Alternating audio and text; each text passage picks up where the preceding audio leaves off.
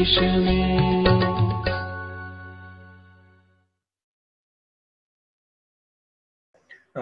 जय जिनेंद्र भाई साहब। जिनेंद्र, प्रारंभ करते हैं जी। अचले अमल द्रग ज्ञान सुख बल अनंत के ईश, परम धर्म नायक नमो हस्त जोड़े धर शीश। सभी को जय जिनेंद्र।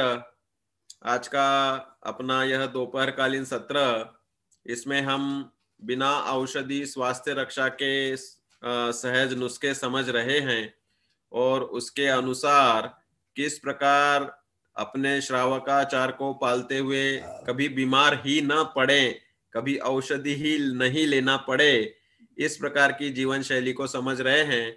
हमने कल समझा था हवा, पानी और धूप ये नेचुरल चीजें हैं जो इनकी अगर क्वालिटी अच्छी होती है तो बिना खाए पिए ही हम पुष्ट रह करके और अच्छी तरह से अपना स्वास्थ्य मेंटेन कर सकते हैं।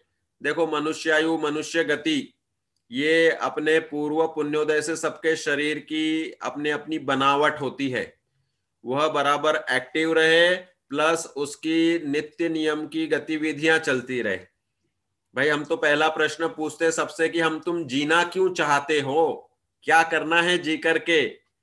भाई, हम इसलिए जीना चाहते हैं कि जीना हमारा नेचर है, स्वभाव है, जीवत्व शक्ति सब में भरी पड़ी है ना, तो इसलिए जीना चाहते हैं। जो जो हमारा नेचर है वो हम सब चाहते हैं। हम जानना चाहते हैं सब कुछ, यूरोप, चीन और अनेक अनेक प्रकार के देश विदेशों को देखना चाहते हैं। क्यों देखना चाहते हैं, जानना चाहते हैं? क्योंकि जानना हमारा नेचर है। हम सुखी होना चाहते हैं, सुखी होना हमारा स्वभाव है, इसलिए हम वह सब सुख भी चाहते हैं।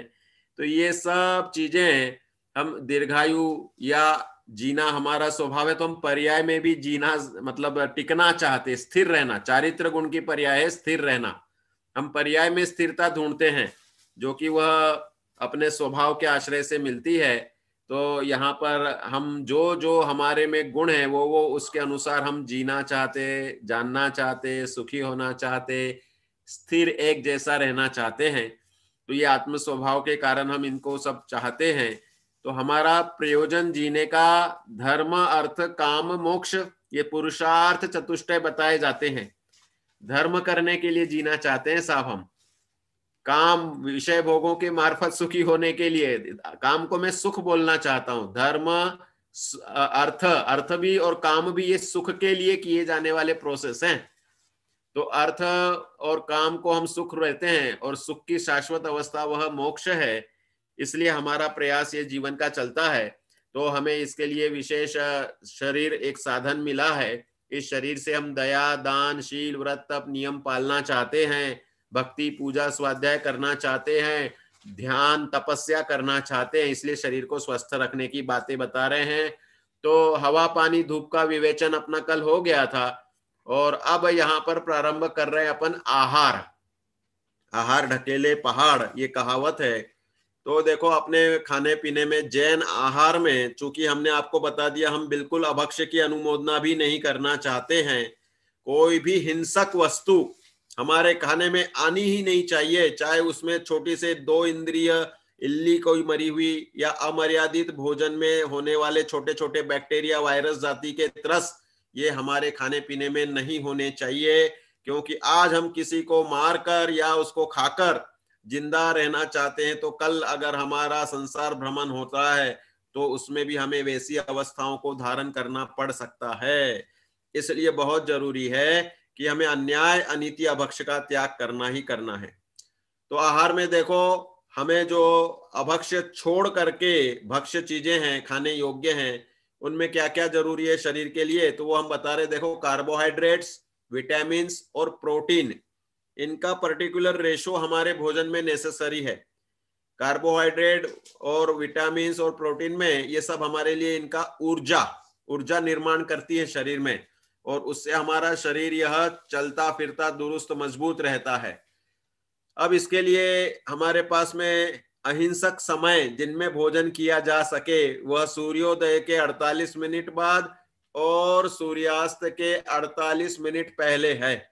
और ये बिल्कुल साइंटिफिक है, क्योंकि हमारी जाठराग्नि है वह सूर्य के उदय होने से ही प्रदीप्त रहती है।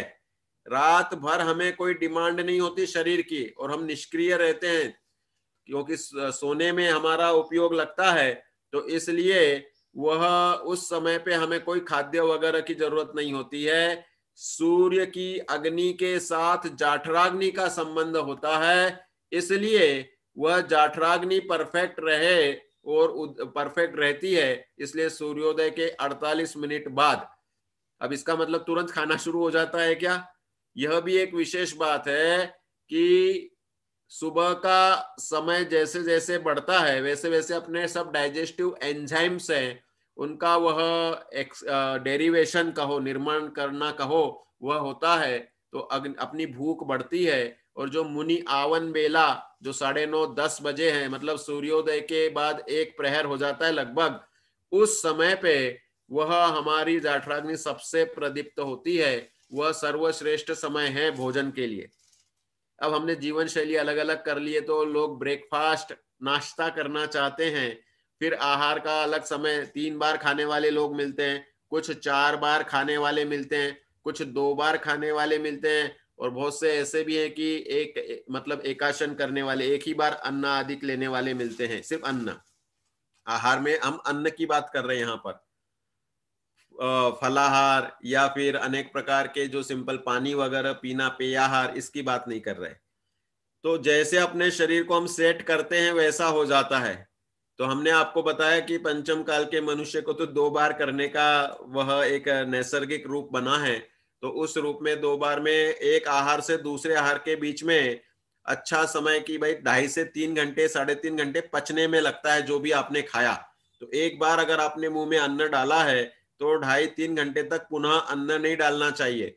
आपको 3 घंटे बाद ही कुछ अन्न वगैरह कुछ खाने की हो सकती। फलाहार या रसाहार तो चल जाएगा, पानी चल जाएगा, पेय, लेकिन खाद्य नहीं चलेगा। स्वाद्य ये सौंफ, इलायची, लौंग वगैरह लेते बहुत से, ये चल जाएंगे। अपने 4 प्रकार के आहार है ना, खाद्य, पेय, लेय और स्वाद्य। स्वाद की चीजें लौंग, इलायची, ये चिकित्सा है वास्तव में। हर भोजन के बाद में आप सौंफ या फिर सौंफ जीरा सेक करके लेते हैं तो एसिडिटी गैसेस बिल्कुल नहीं बनेगी। और इलायची है वह अपने आप में एस्ट्रिंजेंट, अर्थात अपने आंत्र प्रणाली को उचित फंक्शनिंग के लिए प्रेरणा देती है। तो भोजन के बाद इलायची खाना भी काफी अच्छा है।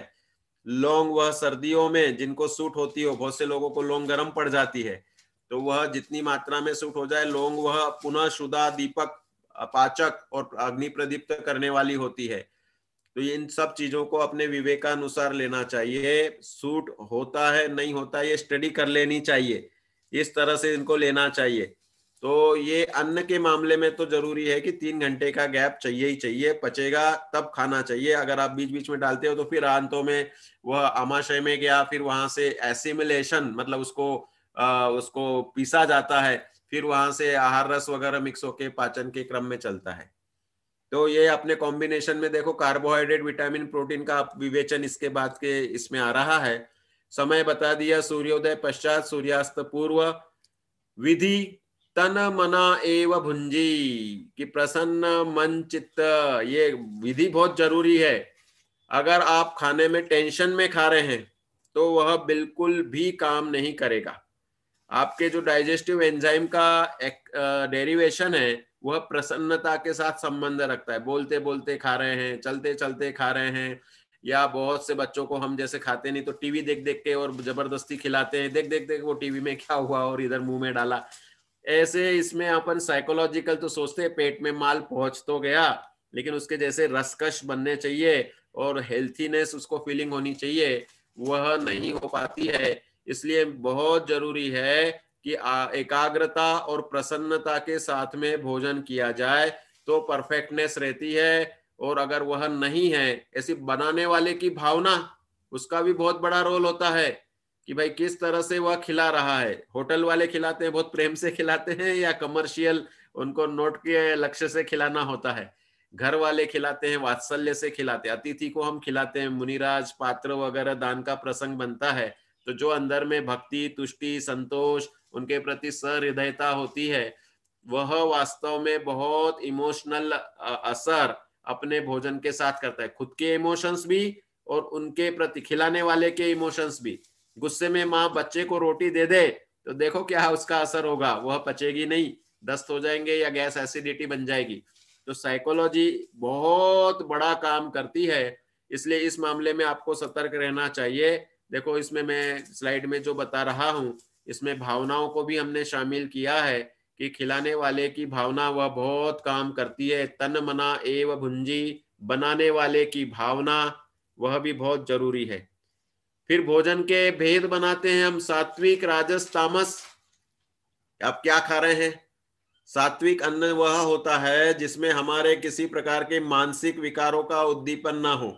राजस भोजन मिर्च मसाले चटपटे वगैरह खाते हैं, गर्मी चढ़ती है, वासनाएं भड़कती हैं, ऐसे राजस भोजन, तामस भोजन ये वास्तव में हितकारी नहीं होते हैं।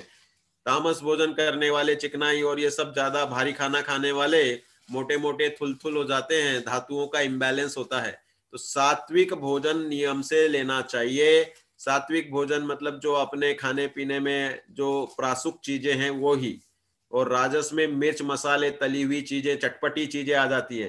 तामस भोजन बोलते बासा पुराना और भारी खाना। तो उस रूप में इनका हमें सिलेक्शन करने में, आहार में सावधानी रखनी चाहिए। दूध के पदार्थों का समावेश, देखो हमारे तुम्हारे शरीर में उचित विटामिन का हमने ऊपर लिखा है, दूध और छाछ और दही। अब इनके ये एक विशेष आपको ये भी जानना जरूरी है कि कौन सा दूध पीना चाहिए। तो वह गाय के, भैंस के और बकरी के, इनके दूध के गुण अलग अलग हैं। अब हम जो अगर बाहर बाजार से लेते हैं तो हमें वो पता ही नहीं रहता किस किस का मिक्स होता है। हमारे इधर सरस डेयरी है जो जयपुर की बहुत बड़ी कोऑपरेटिव फेडरेशन वाली है, उसमें ऊंटनी तक का दूध मिक्स हो जाता है, बताते हैं। तो वह सबके गुण अलग अलग होते हैं। दूध अंतर मुहूर्त का दुहा हुआ होना चाहिए। जो देसी गाय वगैरह है इनका बहुत अच्छी क्वालिटी का माना जाता है। हाइब्रिड गाय जो होती है, जर्सी गाय, उसके क्वांटिटी दूध की ज्यादा रहती है लेकिन उसमें विटामिन प्रोटीन्स कम आते हैं। जैसे आजकल सब्जियां आने लग गई ना, तो चाइनीज खीरा आता है और एक भारतीय खीरा, देसी खीरा बोलते हैं उसको। अब टमाटर में भी वैसे प्लास्टिक जैसे कड़क होने वाले हाइब्रिड टमाटर आते हैं, और बहुत से ऐसे आते हैं जो अपने देसी टमाटर होते हैं। अब टमाटर तो सब प्रतिष्ठित प्रत्येक में आता है, अगर नहीं लेते तो बहुत अच्छा है। और इसके सिवाय फिर जो भी आजकल सब्जियां हैं इनके सबके संकरित या जेनेटिकली मॉडिफाइड या जीएम फूड बोलते जिनको, ऐसे उनके बहुत सारे रूप बदलते जा रहे हैं सब्जियों में। तो जो बदल रहे हैं उनमें क्वांटिटी तो बहुत सारी मिलती है लेकिन क्वालिटी उनकी कमजोर हो जाती है। जैसे ये ऑर्गेनिक दालें वगैरह हैं, इनकी क्वालिटी अच्छी रहती है इनमें, क्योंकि खाद वगैरह प्राकृतिक चलती है। और यूरिया और फर्टिलाइजर वगैरह से बनने वाली दालें वगैरह जो अपन केमिकल वाली जो रेगुलर खाते हैं उनमें पौष्टिकता कम हो जाती है। साथ में उसके विषारी तत्व भी हमारे खाने पीने में आंशिक रूप से असर डालते हैं। तो इसलिए सिलेक्शन करना बहुत जरूरी है कि हम कैसा क्वालिटी का ले रहे हैं। तो दूध के बारे में यह है कि हमारे शाकाहारियों के लिए विटामिन B12 की आपूर्ति वह दूध से भी भरपूर प्रमाण में होती है। देखो अपना समाधि मरण का जो सिद्धांत है, दूधाधारी क्रम से आहार त्यागने का क्रम रहता है कि पहले अन्न त्यागना होता है, फिर धीरे धीरे पेयाहार पे रहना होता है या रसाहार पे रहना होता है, फिर धीरे धीरे अंत में छाछ। अब वो छाछ भी आपको बनाने की विधि अच्छी आनी चाहिए कि छाछ के बनाने के लिए मर्यादित दूध में नरेटी, चांदी का वह टुकड़ा या फिर मार्बल का टुकड़ा, इनके माध्यम से, बादाम के छिलके से भी बनाते हैं, इनके माध्यम से उसे देना है, बनाना है, ना कि जामन मतलब बैक्टीरिया डाल के बनाना है। यह भी विशेषता हमें ध्यान में रखनी चाहिए कि ऐसा जो हम नरेटी वगैरह से, नारियल की नरेटी उससे जमाते हैं तो वह वास्तव में बैक्टीरिया फ्री होता है। ये तो वैज्ञानिकों का रिसर्च है, वे बताते हैं कि लैक्टोबैसिलस का जो शरीर होता है वो खटास युक्त होता है। वही परमाणु खटास वाले ये नरेटी, चांदी का सिक्का या मार्बल जो बार बार डाल के हम उसी में करते रहते हैं, तो उससे उसमें खटास की टेंडेंसी बन जाती है, तो इनसे दही जमना लग जाता है। पहले तो वो एक पत्थर आता था कि जिस कुंडे में वह दही जमता था, आपने मूड बद्री वगैरह गए होंगे, तो वहां पर वह मूड बद्री में जो रत्नों का मंदिर है जिसमें अलग अलग रत्नों के भगवान हैं, उसमें वह खुद बताते हैं कि इस मूर्ति के ऊपर सिर पे जब दूध डालते हैं तो पैर तक आने में वह दही बन जाता है। ऐसे रत्न के प्रभाव से वैसे वह दूध को दही में कन्वर्ट कर देता है। तो ये पुद्गल एक विशिष्ट अचिंत्य शक्ति वाले होते हैं। अब अपने पाप के उदय से वह कम मिलते रत्न वगैरह, तो इसकी वजह से हमें नरेटी से या इन चीजों से जमाने की विधि सीख लेनी चाहिए। ये जैसे जैसे सीखते जाते हैं और वो कर लेते हैं तो अच्छा उसकी आदत भी हो जाती है। जीभ तो अपनी टेस्ट की दीवानी होती है, लेकिन इस टेस्ट के लिए अगर हम हिंसा करते हैं तो वह पाप का बंध तो आत्मा को भोगना है, अगली गति में भोगना है, अबाधा काल के बाद भोगना है, इस भव में भी भोगना है। बहुत से विरुद्धासन वगैरह आपको आगे हम बताएंगे कि किस प्रकार वह बन जाते हैं। तो दही और छाछ, छाछ में विटामिन B12 का रेशो बहुत अच्छा होता है। दही को मंथन करना है, मंथन करने के बाद में जो उसमें अपने आप वह उसके परमाणुओं का कहो स्कंधों का विगलन हो जाता है, मतलब छिन्न भिन्न होते हैं, वो इजी टू डाइजेस्ट होते हैं। समाधि मरण के दौरान B12 का रेशो कम नहीं होना चाहिए, क्योंकि हमारे ब्रेन में जो सोचने की शक्ति है, निमित्त रूप से आत्मा की शक्ति है सोचना विचारना करना, निमित्त रूप से ब्रेन मस्तिष्क सही रहना जरूरी है, परिणाम सजग रहना जरूरी है। नींद में मरे, कोमा में मरे तो काय के परिणाम सुधार पाएगा, बेहोशी में मरे तो किस प्रकार से परिणाम सुधरेंगे। तो ब्रेन के स्वास्थ्य के लिए मर्यादित दूध का, मर्यादित दही का, मर्यादित छाछ वह बहुत अच्छी बताई गई है। और हमारे समाधि मरण के इसमें उस छाछ का बहुत विशेष रूप से वर्णन आया है। तो वह लेते हुए धीरे धीरे क्रमशः सजग परिणाम से उत्साह पूर्वक, जैसे हम अभी थोड़ी देर आंख बंद कर ले और खोलें तो हमें एकदम बिल्कुल कंटिन्यूएशन में जानना देखना चलता है।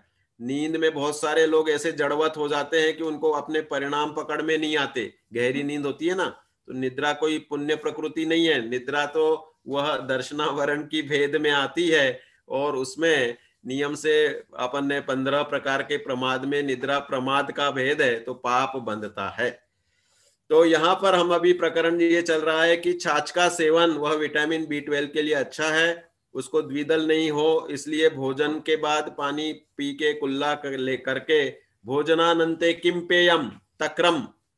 देखो हमारे वैद्यकीय सुभाषित होते हैं, एक सुभाषित हम बता रहे हैं आपको कि भाई वास्तव में पृथ्वी पर कौन से रत्न हैं।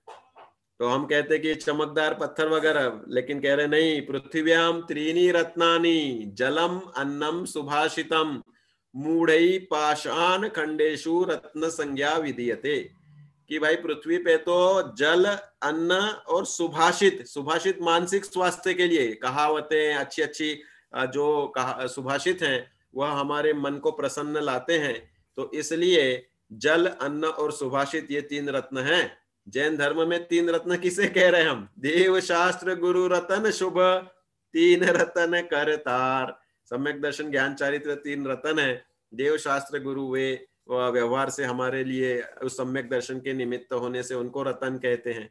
वैद्यकीय शास्त्रों में अन्न, जल और सुभाषित को रत्न कहा गया है। तो उसमें ही बताते हैं कि जयंत कस्य पुत्र और कथम च इंद्रपदम भोजनानंते किम पेयम, और इसका उत्तर देते हैं तक्रम शक्रस्य दुर्लभम। छाछ यह इंद्र को भी दुर्लभ है। पृथ्वी का अमृत बोला जाता है छाछ को। क्यों? क्योंकि वहां तो स्वर्ग में तो अमृत लोगों का कंठ से झरने वाला, उनकी जैसा सहज पुण्य है वैसा देवों का होता है। तो यह छाछ विटामिन B12 और हमारे शरीर के लिए सुपाच्य होती है। इसलिए मर्यादा का दूध, मर्यादा का दही, उससे बनी हुई छाछ का प्रयोग करना चाहिए। और नहीं मिलती है तो कोई टेंशन नहीं, जिसको मर्यादा का दूध नहीं मिलता वह सोयाबीन भिगा करके, सोयाबीन का दूध बनता है साहब, आपके नारियल को किस करके और या उसका आप फेंट करके, मतलब उसको मिक्सी में चलाओ, पानी डालो, उस नारियल से भी दूध बनता है। वह उसमें नींबू निचोड़ दो, सोयाबीन के इसको नींबू निचोड़ करके दही बन जाता है सोयाबीन का, और उसकी छाछ भी बन जाती है। सोयाबीन से हमें जिनको दूध नहीं मिलता मर्यादा का, उससे पूरे के पूरे न्यूट्रिशन सोयाबीन के दूध से, नारियल के दूध से, तीसरा बादाम का दूध, बादाम भिगा के मिक्सी में चला करके और उसमें उबाल करके वह बन जाता है। सब्स्टिट्यूट्स अहिंसक मैंने दिए हैं क्योंकि दूध मिलना बहुत कठिन हो गया है। चलो आगे का प्रकरण यहाँ पर हम बता रहे हैं आपको कि ये तो अपने इस प्रकार से खान पान में आहार की चीजों का यहाँ पर बताया कि इस प्रकार आहार करना है। अब विहार में से भी हम स्वास्थ्य मेंटेन करना है, तो विहार के लिए देखो बहुत जरूरी है कि वॉकिंग। देखो बचपन तक 30 साल तक, 25 साल तक, 40 साल तक सबके स्वास्थ्य अच्छे रहते, चाहे वो बहुत आलसी रहते हैं, कोई एक्सरसाइज नहीं करते तो भी, क्योंकि वह पूर्व का पुण्य लेकर के आते हैं और नवीन अपने प्रमाद में वह पुण्य क्षय करके आलसी बन बन के जैसे जैसे थुलथुल हो जाते हैं, मोटे हो जाते हैं, बहुत से बेढप हो जाते हैं। तो वह 40 साल के बाद तो ये सब चीजें बहुत नेसेसरी हो जाती, 40 के बाद, किसी को 50 के बाद, कोई 60 के बाद। लेकिन हम तो कहते रेगुलर इसको कुछ अंश में आचरण में लाना चाहिए। उचित एक्सरसाइज 30 मिनट्स डेली होनी चाहिए। एक्सरसाइज में सबसे अच्छी एक्सरसाइज ये है कि आपको जो हाथों की क्रियाएं हैं, हाथों की सूक्ष्म क्रियाएं बताते हैं ना, ये हाथ को घुमाना करना, कंधों को इस तरह से घुमाना, ये इस तरह से ये हाथ की एक्सरसाइज करना, ऐसे ही ये पैरों की भी होती है सूक्ष्म क्रियाएं। ये सब एक्सरसाइज घर बैठे भी कर सकते हैं। और इसके सिवाय वॉकिंग, वॉकिंग तो बहुत नेसेसरी है। घूमना टहलना, ब्रिस्क वॉक, ब्रिस्क वॉक मतलब एक लय से तेज चलना। उससे ये होता है कि कंपन होता है शरीर में और हमारा डाइजेस्टिव सिस्टम परफेक्ट होता है। 3 किलोमीटर से लेकर 7 किलोमीटर तक डेली वॉकिंग हमारी होनी चाहिए। ये मशीन है, ये घुटने वगैरह सब इंस्ट्रूमेंट्स हैं, ये अगर चलेंगे फिरेंगे तो चालू रहेंगे। और अगर इसमें हमने ब्रेक लगा दिया और जाम हो गए, सर्दियों में बहुत से लोग एक्सरसाइज छोड़ देते हैं और फिर घुटने के दर्द शुरू हो जाते हैं। तो ये एक्सरसाइज बहुत जरूरी है। 30 मिनट्स डेली एक्सरसाइज और वॉकिंग ये जरूरी है। नहीं कर सकते वॉकिंग तो जगह पे ही कूद लो, जॉगिंग, जॉगिंग और जंपिंग, जगह पे दौड़ना वह जॉगिंग हो गई, और जगह पे वह कूदना वह जंपिंग हो गई। रस्सी कूद लो तो उससे भी वह उस जॉगिंग जंपिंग हो जाती है। तो ये सब चीजें हमें करनी चाहिए। पर्वतारोहण, देखो हम कब पहाड़ चढ़ेंगे, माउंटेनियरिंग कब करेंगे, तो कह रहे तीर्थ यात्रा। अब रोज रोज तो तीर्थ यात्रा नहीं हो पाती है, तो उसमें यह है कि क्वार्टरली, मंथली, बाय मंथली, 1 महीने में, 2 महीने में, 3 महीने में क्यों ना हो, पहाड़ चढ़ने से हमारे सभी पेशियों का अच्छा पैरों का खिंचाव होता है।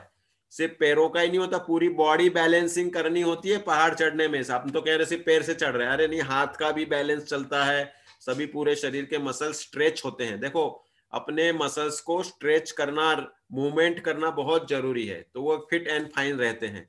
तो पर्वतारोहण, तीर्थ यात्रा पहाड़ी क्षेत्रों की वह होना चाहिए। उसमें भी सीढ़ियों से तो खैर चढ़ो ही, अगर नहीं चढ़ते और अगर उससे चढ़ते हैं इरेग्युलर सरफेस पे, वो भी बहुत पॉजिटिव है। लेकिन बुजुर्गों के लिए तो वह सिस्टमेटिक सीढ़ियों से चढ़ना ही उचित रहेगा, क्योंकि वह रिस्क हो जाता है कि आप उबड़ खाबड़ भूमि पे चलेंगे। तो ये एक्सरसाइज यहाँ पर पर्वतारोहण को मैंने इसमें लिया है।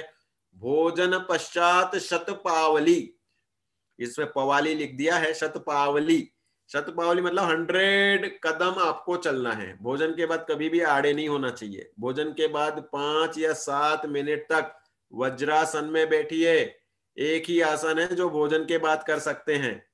आपको वज्रासन हमेशा भोजन के बाद ही करना है ऐसा नहीं, खाली पेट भी कर सकते हैं, लेकिन ये आसन भोजन के बाद भी चल जाता है। बाकी आसन तो खाली पेट करने हैं। अनुलोम विलोम एक्सरसाइज वगैरह जो है नासा की, ये ऑक्सीजन लेने के लिए अपन ने उसमें हवा में समझा था, वो चारों प्रकार के प्राणायाम, अनुलोम विलोम, भस्त्रिका और कपाल भाती। इसके सिवाय जिन जिन को आगे हम बताएंगे, थायराइड वगैरह का 17 अपन कल या परसों लेंगे। थायराइड, ब्लड प्रेशर, डायबिटीज, इनके जो एक्सरसाइजेस हैं वो बहुत अच्छा काम करती हैं, तो वो भी बताएंगे। तो भोजन के बाद में आड़े नहीं होना चाहिए। पहले वज्रासन में बैठो, फिर 100 कदम 150 कदम घूम के आओ। और फिर जरूरत रहे तो वाम कुक्षी, सोना तो है नहीं, दिन में सोना तो कोई आवश्यक है ही नहीं किसी को, तो वह लेटने से अगर शरीर में भारी खाना खाया हो तो खून का बहाव हमारा पेट की तरफ आता है, तो हाथ पैर सुस्त होते हैं, इसलिए हम सोने की कोशिश करते हैं।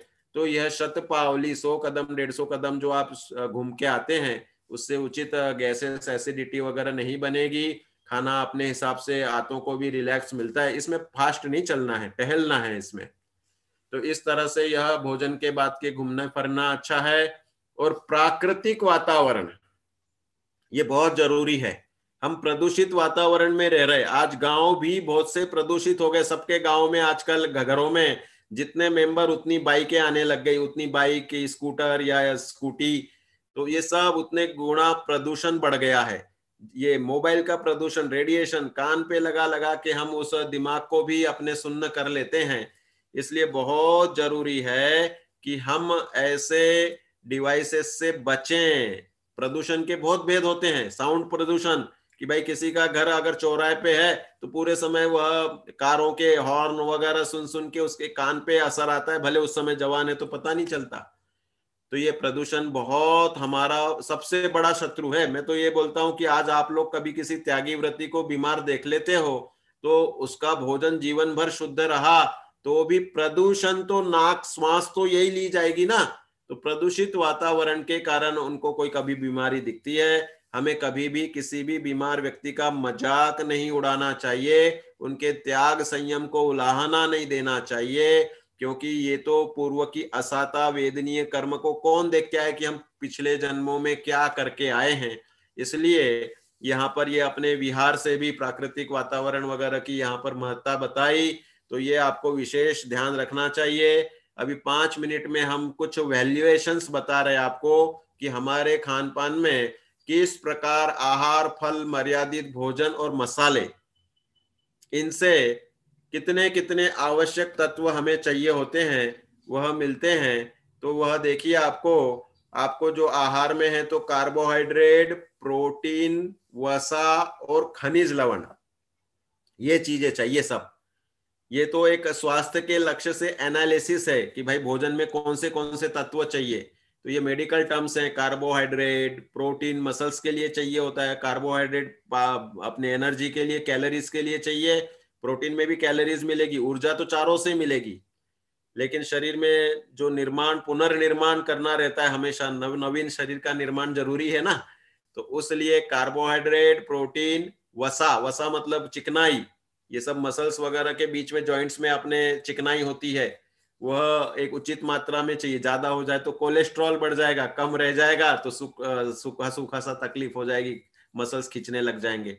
खनिज लवण अर्थात मिनरल्स भी हमारे आहार में उचित चाहिए पड़ते हैं। देखो अपने जैन पदार्थों में ये जो अपने खान पान की चीजें हैं, इनमें देखो विभिन्न खाद्य पदार्थों में किस प्रकार आपको कार्बोहाइड्रेट्स भरपूर मिलते हैं। कोई आपको नॉनवेज की तरफ देखने की जरूरत नहीं है। लोग जितने भी व्यापारी होते हैं ये कमर्शियल और मुनाफे के लिए नॉनवेज से प्रोटीन डिराइव करेंगे, कार्बोहाइड्रेट्स वगैरह डिराइव करेंगे। इनके वास्तव में शाकाहारी मनुष्यों को, शाकाहारी अपनी बनावट होने से इनकी जरूरत ही नहीं होती। देखो उड़द की दाल वगैरह में ये अपन प्रति 100 ग्राम में कितने ये इनकी मिल जाती है मात्राएं कार्बोहाइड्रेट की, वह यहाँ पर बताई है कि लगभग सभी में भरपूर होती है। अब हमें जैसे ग्रोइंग एज है और उसे बढ़ता हुआ शरीर है और शरीर अच्छा पुष्ट करना है, तो ये कार्बोहाइड्रेट सबसे मेन भोजन का कॉन्स्टिट्यूट होता है, जो अपन गेहूं, चने, दालें, उड़द की दाल, मूंग की दाल, अरहर की दाल, चने की दाल, गेहूं, जौ। देखो गेहूं में कार्बोहाइड्रेट सबसे ज्यादा 71 होता है, सब गेहूं की रोटी खाते हैं अधिकांश। जौ में 69 है, बाजरा में 67 है, चावल में 76 है। देखो चावल भी उचित मात्रा में जिनको बराबर सेट होता है जरूर लेना चाहिए। चावल के बारे में, बासमती चावल तो समझ लो वह पॉलिश किया हो जाता है, और जो बिना पॉलिश वाला चावल होता है जिसे लोग बहुत से ब्राउन राइस बोलते हैं, या बिना उसमें थोड़ा सा तुष रहता है, वह ज्यादा पौष्टिक होता है। तो वह भी समझना चाहिए। गेहूं में भी ऐसी क्वालिटियां बन जाती है बहुत सारी, कि बहुत से तो ऐसे सरबती गेहूं बहुत अच्छा होता है, दाना वगैरह अच्छा होता है, कौन से क्षेत्र से गेहूं आया, उससे उसकी पौष्टिकता का अंतर पड़ता है। सूखे इलाके से आता है तो वह दाना पौष्टिक नहीं रह पाता है, तो ये, और अगर ज्यादा बारिश हो जाए उसमें तो कालापन आने लगता है और वो गेहूं में भी भारीपन हो जाता है। तो ये सब सूक्ष्म बातें हैं, लेकिन आपके ये सब चीजों में ये इसमें कार्बोहाइड्रेट अच्छे मिल जाते हैं। मक्का, मक्का में देखो 36.2 इतनी वह कार्बोहाइड्रेट मिल जाते हैं। सबका विश्लेषण अपने खान पान में ये चीजें लेते हैं तो ये इतने कार्बोहाइड्रेट अपने को मिलते ही मिलते हैं। प्रोटीन के बारे में देखिए, जो बढ़ता हुआ शरीर, मसल्स, स्नायुओं के लिए चाहिए प्रोटीन, तो प्रोटीन यह नेसेसरी है शरीर के लिए। तो देखो किस किस में कितने कितने प्रोटीन मिलते रहते हैं, इसे भी हम यहाँ पर समझ सकते हैं कि देखो अरहर की दाल जो अपने प्रायर डेली यूज में आती है, इसमें 22%, 22.3 हर 100 ग्राम में। अब ये क्वांटिटी भी अच्छी चाहिए। बहुत से लोग क्या करते हैं कि हमने साहब दाल तो ली, लेकिन कितनी खाते हो साहब? बस चौथाई कटोरी। अरे कम से कम 1 कटोरी 1.5 कटोरी दाल होनी चाहिए। देखो इसमें यहाँ पे सामान्य रूप से इसका वो भी दिया है विश्लेषण, शरीर के 1 किलो वजन के लिए 1 ग्राम प्रोटीन, ये इसमें कट रही है स्लाइड में, तो 1 किलो वजन के लिए 1 ग्राम प्रोटीन इस अनुपात में है। अब आपका 60 किलो वजन है तो आपको 60 ग्राम प्रोटीन मतलब दालों से चाहिए। तो अब 60 ग्राम के करीब आपकी 1 कटोरी लेंगे, उसमें अपन पानी भी डालते, दाल में कोई दाली दाल थोड़ी खाएंगे, वह दाल पानी में बनेगी तो रस उसका रहेगा। अब जिनको दाल भारी पड़ती है उनको दाल का पानी वह हल्का पड़ता है, क्योंकि उसमें भी दाल के अंश तो आते ही हैं। तो हल्की दाल हमारे आयुर्वेद के अनुसार मूंग, मुद्गयूष हम बोलते, कोई भी जिसकी अग्नि मंद हो तो उसके लिए मूंग की दाल सबसे हल्की दाल कहलाती है, मतलब पचने में सुपाच्य दाल होती है। अरहर की थोड़ी उससे भारी होती है। मसूर की दाल भी हल्की मानी जाती है, मूंग और मसूर। और अरहर की थोड़ी भारी, चने की और भारी, और उड़द की दाल पचाने में सबसे भारी होती है। तो ये इसमें समझना चाहिए। ये 5 ही दालें आती है अपने खाने में, और बाकी ये इनकी भी दालें बना देते, सोयाबीन की भी बना देते हैं दाल लोग, मटर की भी दाल आती है। दाल मतलब वो जो जो जो जितने भी वो 2 फाड़ वाले हैं उनके 2 फाड़ कर देते हैं तो वह दाल बन जाती है। मूंग भी साबुत आता है और मूंग की दाल भी आती है, उड़द भी साबुत आता है, उड़द की भी दाल बन जाती है। तो ये सब दालें जो हैं इनमें प्रोटीन अच्छे लेवल पे मिलता है। आपको सोयाबीन देखो सबसे हाईएस्ट प्रोटीन वाला पदार्थ है, 43.3 इसमें प्रोटीन पाया जाता है। अंडे से भी ज्यादा प्रोटीन सोयाबीन में है। तो इसलिए नॉनवेज सोर्स की ओर तो दूर दूर तक स्वप्न में भी अपने विचार नहीं आते। तो सोयाबीन में है, इसके अलावा मूंगफली, काजू, इनमें भी पाया जाता है। ये जितने ड्राई फ्रूट्स वगैरह, इनके प्रोटीन जिसमें ज्यादा है उसको यहाँ पे कोट किया है। सभी में कुछ ना कुछ होता ही है, यहाँ तो कुछ लिमिट अपने बताई है। तो भैंस के दूध में तक प्रोटीन है, गाय के दूध में भी प्रोटीन होता है। इनके मुकाबले दालों में ज्यादा है। जिनको मर्यादित दूध नहीं मिलता उनको सोयाबीन का सेवन करने की सलाह मैंने बता दी, नारियल का दूध, बादाम का दूध की बता दी, और दालें ज्यादा पिए तो प्रोटीन मिलेगा। और B12 भी मिल जाएगा इन सीरियल्स में। फलियों की ज्यादातर दालें जो हैं वो फलियों में ही बनती है, इसलिए हमें किंचित भी उसका डर नहीं होना चाहिए कि मैं साहब दूध नहीं पी रहा तो मेरे में कमी हो जाएगी या कुछ हो जाएगा। ऐसा नहीं है, बिल्कुल आप आराम से उसके अल्टरनेटिव्स ले सकते हैं। अभी अपन चर्चा भी 2 मिनट बाद शुरू करेंगे, तो उसमें आप पूछ सकते हैं किसी को कुछ छोड़ना है तो उसके अलावा क्या खाना चाहिए, तो उसमें उसकी कमी पूरी हो जाती। बहुत सारे लोग त्याग करते हैं, भाई पत्ता भाजी नहीं खाते, बहुत अच्छी बात है, क्योंकि प्राय अनेक पत्ते अनंतकाय हो जाते हैं। बहुत से लोग हरी छोड़ते हैं। ब्रह्मचारी राय मल्ल जी, जिन्होंने ज्ञानानंद श्रावकाचार नामक ग्रंथ लिखा है, वे 23 साल की उम्र में आजीवन ब्रह्मचर्य और हरि का त्याग आजीवन, वो 91 साल तक जिए वो, और बिल्कुल स्वस्थ रहे, समाधि मरण किया उन्होंने। वे ब्रह्मचारी रायमल जी का भी यह उल्लेख। 2 और तीसरा, उन्होंने स्याही का त्याग किया था, क्योंकि पहले स्याही लिक्विड ही चलती थी। अपन भी अगर जो यूज कर रहे हैं बॉल पेन वगैरह तो उसमें सॉलिड टाइप स्याही होती है, वह भी उसमें भी उसी जाति के बैक्टीरिया जीव राशि होती रहती है। इस दृष्टिकोण से यह त्याग की महिमा हम हमेशा प्रस्तुत करते हैं। जो भी उपवास करता है, नियम लेता है, हम उसको बोलते करते रहो। हमारी औषधि में आपको उपवास नियम छोड़ना कोई जरूरी नहीं है। आप अष्टमी 14 को औषधि नहीं लेना चाह रहे, बिल्कुल बहुत अच्छी बात है, सब आपकी उपवास और एकाशन वगैरह की पद्धति से पॉजिटिवनेस होती है, पॉजिटिव एनर्जी आप में बनती है, अपने किए का हर्ष सेटिस्फैक्शन रहता है। तो हम इन सब चीज की पुष्टि करते हुए आपको सलाह देंगे। एक चिकनाई का प्रकरण के बाद आपके प्रश्नोत्तर शुरू कर रहे हैं। चिकनाई में देखो सबसे अच्छी जो saturated, mono unsaturated, poly unsaturated, ये सब वसाएं होती हैं 3 प्रकार की, जिसमें सैचुरेटेड वसा जो है वह कार्यकारी हो जाती है और अनसैचुरेटेड भी वह वसा। देखो अगर आपने तेल है तो तेल जो है वह कच्चे में जितना फैट है वह अगर आपने उबाल लिया, और कोलेस्ट्रॉल वाला जिसको कोलेस्ट्रॉल बढ़ चुका है तो उबला हुआ तेल, चाहे समोसे आपने कच्चे केले के हो या पकौड़ी हो, इनमें जो तेल वाले पदार्थ हैं इनमें नियम से वह पूरी की पूरी अनसैचुरेटेड फैट्स हो जाती है, और वह फिर हमारे नसों में जाकर के जिनको कोलेस्ट्रॉल की प्रॉब्लम होती है उनमें वह चिकनाई संचित होती है।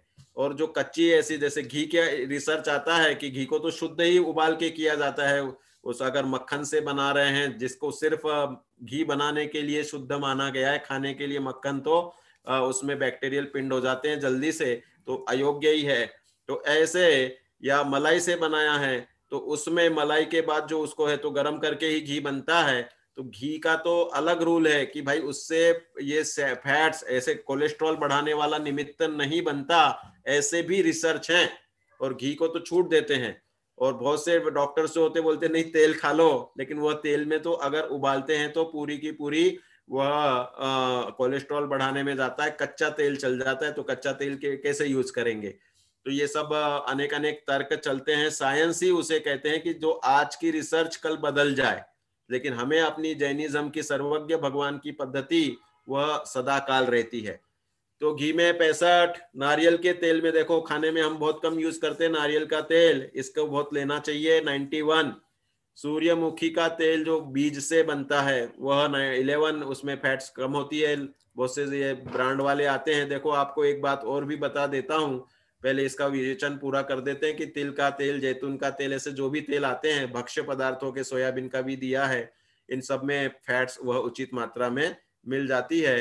तेल के मामले में अभी आपको कोरोना काल में गवर्नमेंट ऑफ इंडिया जी देखा गया कि भाई लोगों में विटामिन डी की कमी के कारण कोरोना बहुत हुआ है, तो गवर्नमेंट ने जितने भी ब्रांड के तेल हैं, तेल के फैक्ट्री वाला एक मेरा मित्र है उसने बताया कि हमें कंपलसरीली उसमें विटामिन डी डालना पड़ रहा है, और बाकायदा लिखना पड़ता है 3% विटामिन डी और 1% विटामिन ए, और बोले ये दोनों ही तेल हैं शार्क लिवर मछली या मछलियों के तेल से डिराइव होते हैं। तो आज हम कोई भी ब्रांड का तेल बाजार से खरीदते उस पर लिखा है बाकायदा विटामिन ए इतने %, विटामिन डी, तो समझ लो कि हम मांसाहार का वह दोष लेते हैं। इसलिए आपको शोध का तेल निकालने वाले या कच्ची घानी का निकालने वाले या अपने घर में वह तेल निकालने की मशीनें भी बहुत जगह मिलने लग गई है, जैसे घर की अपनी चक्की मिल जाती है, तो उसके अनुसार यह सब हम अपनी सुविधा कर सकते हैं और इस मांसाहार के दोष से बन सकते हैं। तो यह बहुत जरूरी है कि हम बाजारू तेल वगैरह खरीदें तो सावधानी से पहले वेरीफाई करें, इसमें विटामिन ए विटामिन डी के लिए लिखा है तो नियम से यही सोर्स इसके हैं अधिकांश, इसलिए ये इन चीजों का प्रयोग नहीं करें। अब आपको प्रश्न पूछने के लिए यहाँ पर मौका दे रहे हैं अपन, 4:30 तक, 4:35 तक आराम से प्रश्न चर्चा करेंगे। देखो 2 चैट तो मेरे पास आ गए। मूंगफली का भी बन जाता है मिल्क और दही दोनों, सुझाव दिया है, बहुत सुंदर इन्होंने सुझाव दिया है। गीता जैन पानीपत से इन्होंने लिखा है कि वास्तव में वह मूंगफली से भी उसको भिगा करके और उसको अगर फेंट करके निकालते उसका भी दूध बन जाता है बहुत अच्छे से, और नींबू वगैरह निचोड़ के या उसको भी दही की प्रक्रिया बन जाती है। तो ये आपको बहुत सुंदर बात यहाँ पर बताई। तो इस तरह से काली उड़द यूज कर सकते हैं क्या? काली उड़द भी ले सकते हैं और जो ग्रीन उड़द आती है वो भी ले सकते हैं, दोनों ही फलियों में ही मिलती है, इसलिए बिल्कुल आप ले सकते हैं, इसमें कोई दोष नहीं है। इस तरह से वह ले सकते हैं। किसी भी प्रकार से हम उड़द के लड्डू पौष्टिकता के लिए बताते हैं, तो वह आप बना करके सर्दियों में लें लेकिन उसके साथ दूध नहीं पीना चाहिए फिर उड़द के लड्डू के साथ, वह द्विदल को प्राप्त हो जाएगा। तो उड़द का लड्डू एक 50 ग्राम के करीब लेते, पचन अच्छा होना चाहिए, पाचन शक्ति, तो वह सप्त धातु वर्धक होता है, एनर्जी के लिए बहुत अच्छा काम करता है। अब आप हैंड रेज करिए, तो उस रूप से उन्हें, आप लोगों को कुछ पूछना हो वो पूछते जाओ, और उससे अपनी चर्चा भी चलती रहेगी और प्रश्नोत्तर से और भी अपना विवेचन चलता रहेगा। हाँ पूछिए भाई, किसको कुछ पूछना है? हाँ पूछिए, शकुंतला जैन। हाँ कुसुम जैन। मोटापा हाँ बोलो मो, बोलो। मोटापा कैसे कम किया जाए, अच्छा क्या आप कहाँ, दिनचर्या होती है? हाँ आप कहाँ से बोल रही, ये भी बताते मैं जाओ साथ में। मैं बम्बई से बोल रही हूँ। अरे वाह, वेरी गुड।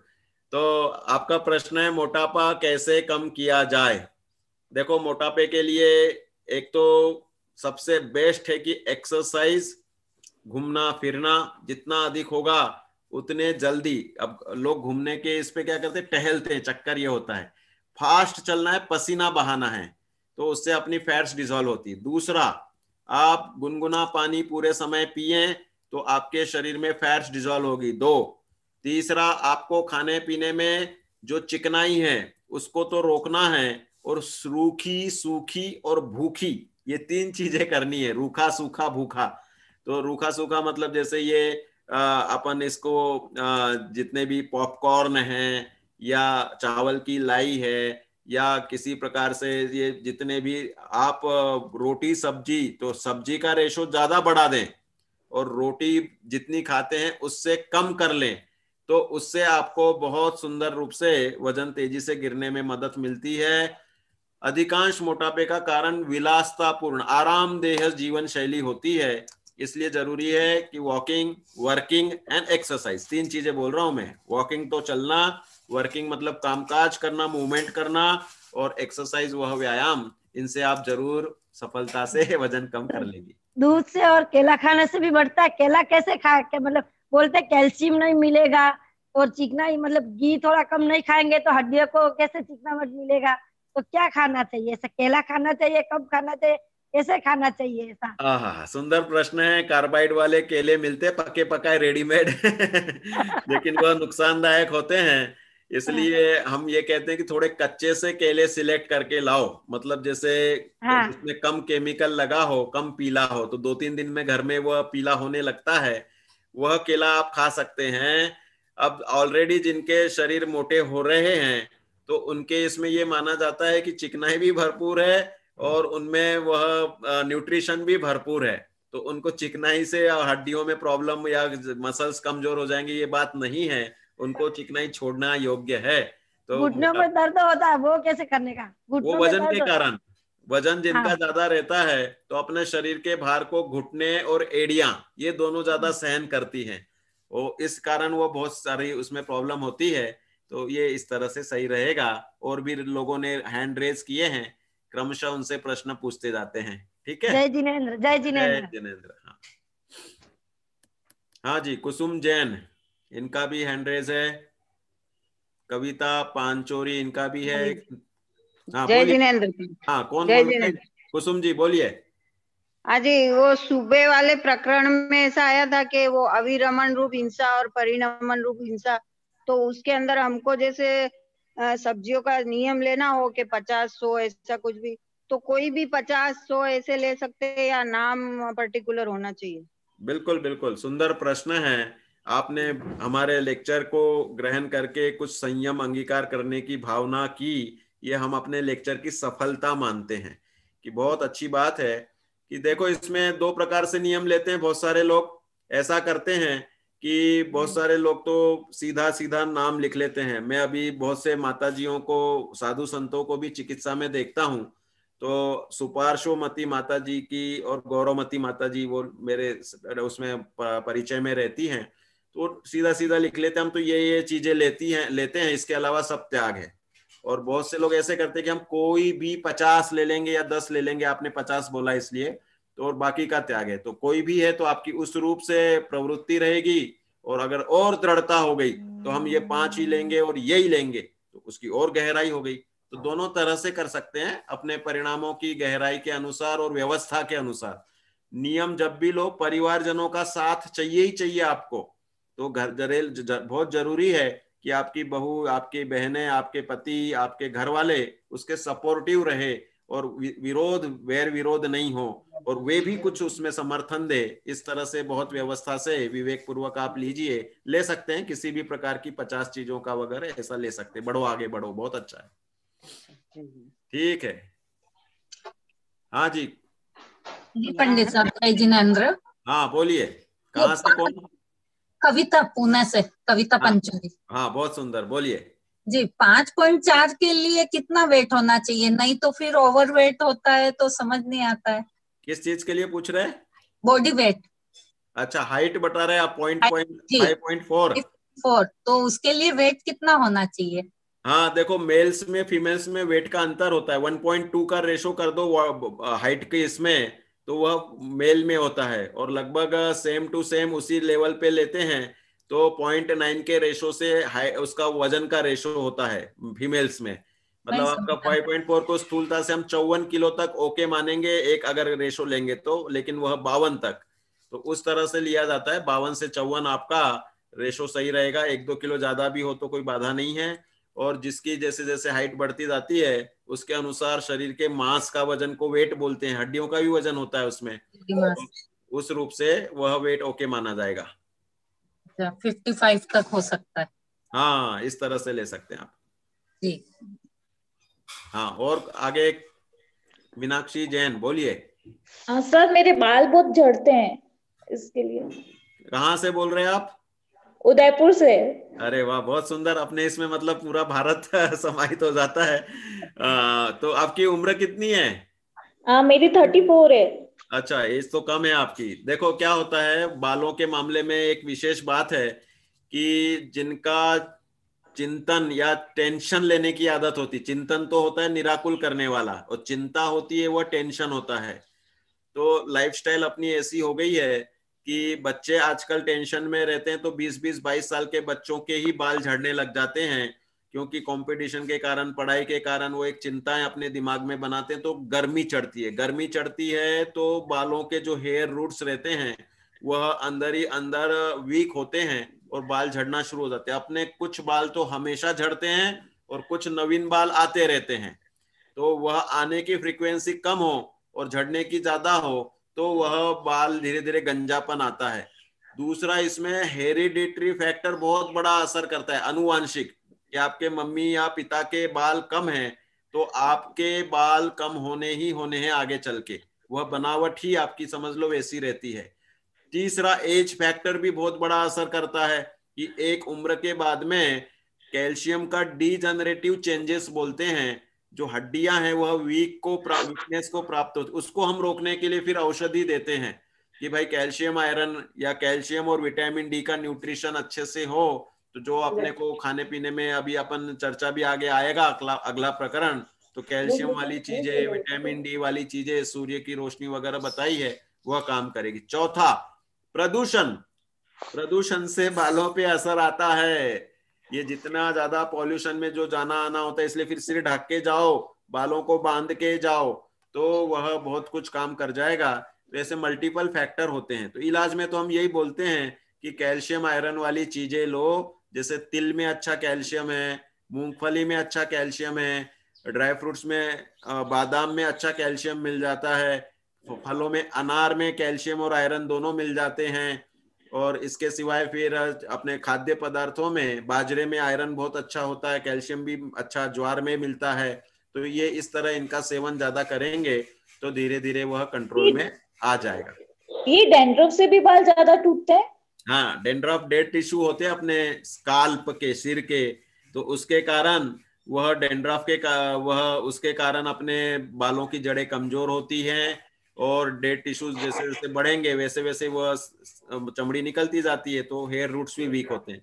तो डेंड्रफ के लिए तो सुंदर यह है कि आप नींबू का रस लेकर के और उसके छिलके से ही घस करके साफ करें, और लुब्रिकेंट मतलब तेल, नारियल के तेल में 50 ग्राम नारियल तेल में 1 ग्राम कपूर कूट के पीस के डाल दें, और वह तेल अगर एप्लीकेशन करते हैं तो नियम से बालों के झड़ने में बहुत अच्छा सुधार दिखता है और डेंड्रफ भी बंद हो जाता है।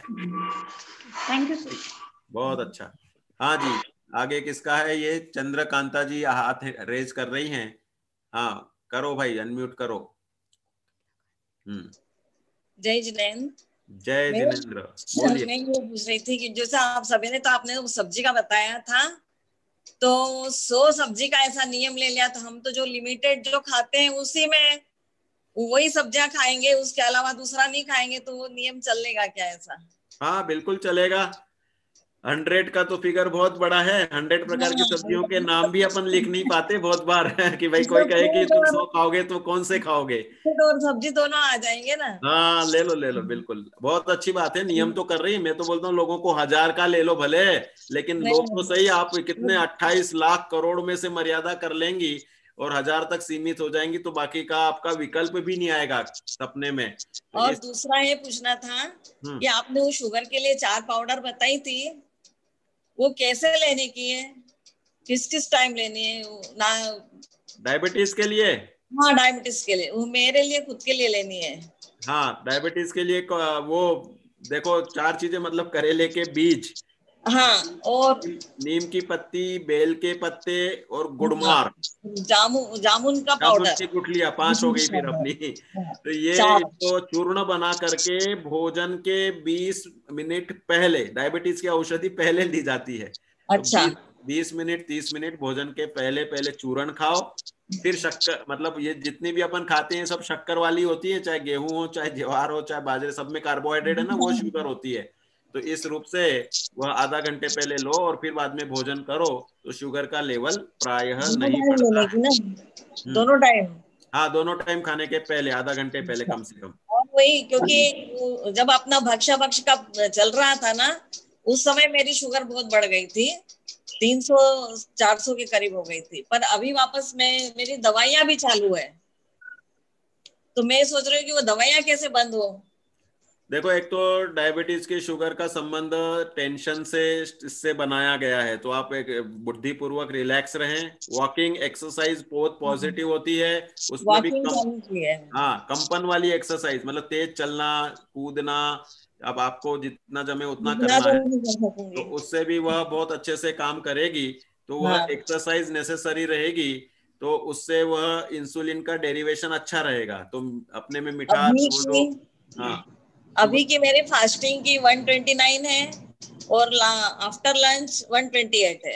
ये तो कंट्रोल सी ही है आपकी। अभी अपन अगले एक प्रकरण में ये आंकड़ों का माया जाल करके कल या परसों आएगा वो प्रकरण, दोपहर के सत्र में, उसमें बताएंगे कि 200 तक शुगर में कोई टेंशन है ही नहीं। बहुत से तो 250 तक भी गिनते हैं बहुत से लोग, तो इसलिए कोई टेंशन उस समय बढ़ गई थी। पर मेरे को एक तो सवेरे एसिडिटी बहुत होती है, अब वो सब बंद है मेरा। अचार मुरब्बा कुछ खाती नहीं हूँ, द्विदल लेती नहीं हूँ। बहुत अच्छा। वो तो सब कुछ भी नहीं लेती हूँ, लेकिन फिर भी मेरे को एसिडिटी होती है, कुछ खाने की इच्छा नहीं होती है, खाना खाने की भी इच्छा नहीं होती है। बिल्कुल बिल्कुल, सौंफ जीरा सेक करके भोजन के तुरंत बाद ले। मिलाई तो चलेगी क्या? क्या? सौंफ जीरा तो मैं आपने जब बताया था तभी से ले रही हूँ। अच्छा, फिर कुछ कम हुई एसिडिटी गैस? उसमें अलसी और तिल्ली मिक्स कर दिए, वो हेवी पड़ गया, फिर आपको भारी हो जाता है। देखो औषधि रूप में लेनी है, खाली सौंफ और जीरा लेने का। हाँ, आप अलसी और तिल लेते हैं तो वो तो हेवी पड़ जाता है, पचने में भारी हो जाता है। और सौंफ जीरा की मात्रा 1 चम्मच में काम नहीं हो तो 2 चम्मच, 2 नहीं हो तो 3 चम्मच तक, आधी आधी कटोरी तक देते हैं हम लोग, और बहुत फायदा आता है। हमारी स्टडी है, हम लोग तो जैसे 10 लक्षण वगैरह में प्रवचनार्थ जाते हैं, तो उस समय गरिष्ठ भोजन ही चलता है, तो वह सौंफ जीरा से सब पच जाता है अच्छे से, कोई थकावट नहीं, कोई भारीपन नहीं, और कोई गैस एसिडिटी नहीं बनती है। थकावट भारीपन कुछ भी नहीं है। वॉकिंग को भी जाती हूँ तो थकती नहीं हूँ, मैं आराम से, मेरा सारा टेस्टिंग बराबर है। बस तो फिट हैं आप। बहुत सुंदर, फिट हैं आप, कोई दिक्कत नहीं है। बाकी डायबिटीज के लिए भी आप उपाय जरूर करें। एसिडिटी का प्रॉब्लम हो रहा है जरूर, वो भी इससे सौंफ जीरा की मात्रा बढ़ाने से सुधर जाएगा। या कुछ अलग से कुछ हो तो फिर हम आपको चूर्ण वगैरह या औषधि का सजेशन देंगे। बहुत बार ये होता है कि घरेलू नुस्खों से कंट्रोल नहीं होता, अगर तकलीफ ज्यादा हो गई हो तो फिर उसमें हम प्रासुक औषधियों का बताते हैं, वो भी अपना प्रसंगानुसार आएगा। अब ये इनके हैंड रेज हैं किन किन के। हाँ, ये दिलीप सेठी जी आगे कोलकाता से, बोलिए साहब। हाँ जी, जय जिनेन्द्र। जय जिनेन्द्र, बोलिए। ये मुझे किसी के यहाँ वैद्य ने मुक्ता पिस्टी प्रेस्क्राइब की है प्रेस्क्रिप्शन में।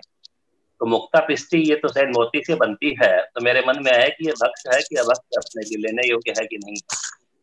मुक्ता पिष्टी जो है, इसका वीडियो में आपको दिखा दूंगा कि मुक्ता जो मोती होते हैं ना, ये श्रीलंका देखा हुआ वगैरह मैंने। में, हाँ, वो उसको कल्टीवेट किया जाता है।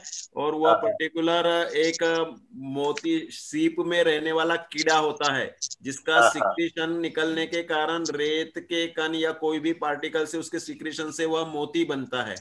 तो हाँ। मुक्ता पिष्टी आपको लेना उचित नहीं है अहिंसक व्यू में। मुक्ता पिष्टी के जगह आप अकीक पिष्टी, अकीक एक होता है सेमी प्रीशियस स्टोन होता है, महंगा नहीं होता ये, अगेट जिसको बोलते हैं। तो इसकी वह भस्मा मुक्ता पिष्टी जैसा ही काम करती है, मोती जैसा ही। तो अकीक वह हम इसमें रिकमेंड जो करते हैं। शुद्ध, इसका शुद्ध उच्चारण HAKIK हुआ क्या? हकीक। हाँ, AKIK बराबर, बिल्कुल अकीक।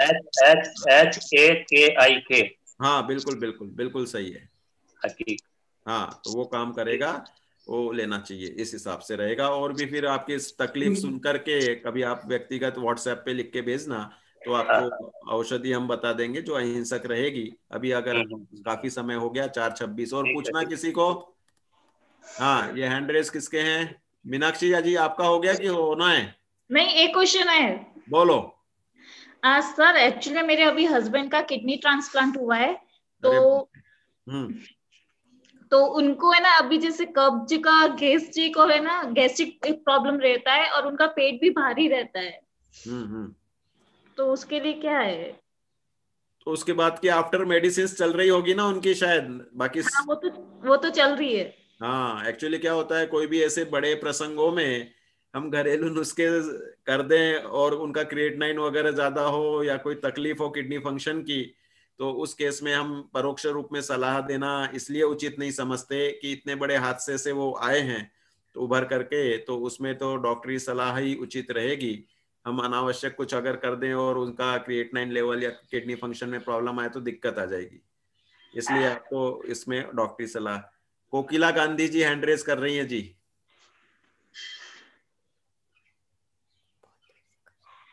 हाँ बोलिए। संघर्ष है। हाँ, संघर्ष है। हाँ, जय जिनेन्द्र, संगढ़ का स्मरण के लिए धन्यवाद, बोलिए। हाँ, जय जिनेन्द्र। मेरी एज 70 ईयर्स है। हाँ, मेरी एज 70 ईयर्स है और मेरी हाइट कम है, तो मुझे कितना वेट चाहिए? वेट कितना रखना? कितनी हाइट है आपकी? 4.5 से थोड़ी ऊपर है। देखो, आप 70 ईयर्स की हो गई, अब जितनी आपकी वजन है उतना ही मेंटेन रहेगा। अब आपको इसमें परिवर्तन करने का कोई प्रयास नहीं करना चाहिए। हाँ, क्योंकि किलो 2 किलो कम ज्यादा होता रहेगा, कोई टेंशन लेने की जरूरत नहीं। जितना भी है मैं बिना पूछे आपको ओके कर रहा हूँ। क्योंकि हाँ बोलो। मुझे 1 किलो भी बढ़ता है तो मुझे फील होता है कि बढ़ गया। बराबर बराबर, कोई दिक्कत नहीं, वॉकिंग वगैरह उचित। हाँ, फिट रहो, आप चलते फिरते रहो तो आपका आगे नहीं बढ़ेगा। तो इस तरह से कर लेना, ठीक है। हाँ, प्रकाश जी वस्त्रापुर से, अहमदाबाद से। हाँ, करो भाई, इनको अनम्यूट करो, बोलो साहब। हेलो, जय जिनेन्द्र, आवाज आ रही? हाँ पंडित जी, जय जिनेन्द्र। जय जिनेन्द्र, बोलो प्रकाश भाई। आप हमारे परिचित हैं, शिविरों में आते हैं, आपके दर्शन होते थे और प्रवचन भी सुनते थे, लेकिन 2 साल से कोरोना के हिसाब से कुछ मिलना नहीं हुआ। लेकिन पंडित से मेरे को रात्रि निंद्रा, लगभग मेरे को ऐसा होता है रात्रि निंद्रा में लगभग मैं जागूं, ऐसा ही मेरा ये रहता है कि मेरे को गहरी नींद बिल्कुल 3-4 घंटे तक भी नहीं आती। वो मेरे को सबसे बड़ी समस्या है। और मैं रात्रि नींद की कोई गोली मेरे को डॉक्टर एडवाइस करते हैं, वो मैं लेना नहीं चाहता। वाह, बहुत सुंदर। देखो, अच्छा आपका मानस है। हम इसके लिए आपको अहिंसक बता रहे हैं कि देखो, पैरों के तलवे में देसी घी लेकर, अगर चांदी की कटोरी हो तो ठीक, नहीं हो तो स्टील की कटोरी से आप रेगुलर पैरों के तलवे में मालिश करें। दूसरा, खसखस जो है वह अगर आप शाम के भोजन में कुछ अगर डायबिटीज नहीं तो शक्कर या अपने इससे खांड से हलवा बना के या ऐसी चूर्ण 1 चम्मच ले लेते हैं तो वह खसखस से भी नींद आती है। 2, तीसरा ये कि जो अपना सिर का हिस्सा, ये जो तालू होता है, इस पे नियमित रूप से अगर घी की मालिश करेंगे तो काफी अच्छे से आपको नींद आ जाएगी और गहराई भी उसमें रहेगी और आपको मेन मतलब सेटिस्फेक्शन की नींद के बाद जो एक संतोष रहता है, हल्कापन रहता है, वह रहेगा। जी जी, ये धन्यवाद पंडित जी, जय जिनेंद्र। बहुत सुंदर, ठीक है। हाँ, तो अपना वैसे भी समय 4:30 हो गया है। एक आध प्रश्न और हो तो ले लेते हैं। यहाँ चैट में आया हुआ है कि देखो, एक तो इसमें हमने लिंक भी डाल दी है सबके लिए कि ये सब छोटे छोटे लगभग 70 वीडियो मेरे यूट्यूब चैनल पे हैं। दूसरा ये कि कुछ बीमारी कॉम्प्लिकेशन लेवल पे आ जाती है तो उसमें अपन डायरेक्ट ऐसे घरेलू नुस्खे उसमें नहीं बता पाते हैं। ये लिखा है कि पेट साफ नहीं होता है और कभी कभी खून भी जाता है, क्या करें? देखो, इसमें ये अनिल जैन झवेरी इन्होंने लिखा है। तो इसमें देखो, विशेष बात कि जितने भी पाइल्स, फिस्चुला वगैरह बनते हैं ये प्रायः कब्जी के कारण बनते हैं, पेट साफ नहीं होना। पेट साफ होना जरूरी है और यह एक मनुष्य गति की समझ लो प्रवृत्ति है। बहुत से लोग उससे ग्लानि रखते हैं, लेकिन यह बचपन से लेकर चलने वाली आयु पर्यंत की अपनी पंचम काल की प्रवृत्ति है। तो इसमें देखो ये है कि आप पेट साफ के लिए सौंफ का सेवन, सौंफ और ठंडी चाहिए तो अपने को सौंफ के साथ में थोड़ा सा ये खांड अपनी जो बताई है भक्ष्य, वह खांड मिला के अच्छी क्वांटिटी में 2-2 चम्मच सौंफ और 2-2 चम्मच खांड भोजन के बाद लें तो पेट साफ रहेगा। दूसरा, छोटी हरड़ आती है, वह आप अगर तवे पे फुला लेते हैं और एक हरड़ आप शाम के भोजन के बाद लेते हैं गुनगुने पानी से, तो आपको वह पेट साफ अच्छे से हो जाएगा। तीसरा, माइल्ड परगेटिव लेना चाहें तो वह त्रिफला चूर्ण का हम रिकमेंडेशन करते हैं कि वह कंपैरेटिवली उसमें तेज कोई आदत भी नहीं बनती है।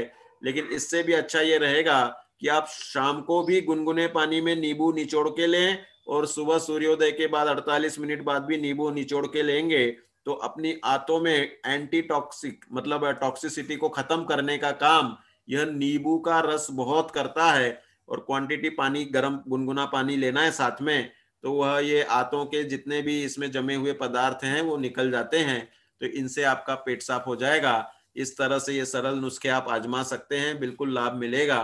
तो इस तरह से अभी का अपना सत्र हम यहीं पे पूरा करते हैं और हम सब चाहते हैं कि सर्वे संतु निरामय, सर्वे सुखिना संतु, सब निरामय निरोगी बने और सब सुखी बने।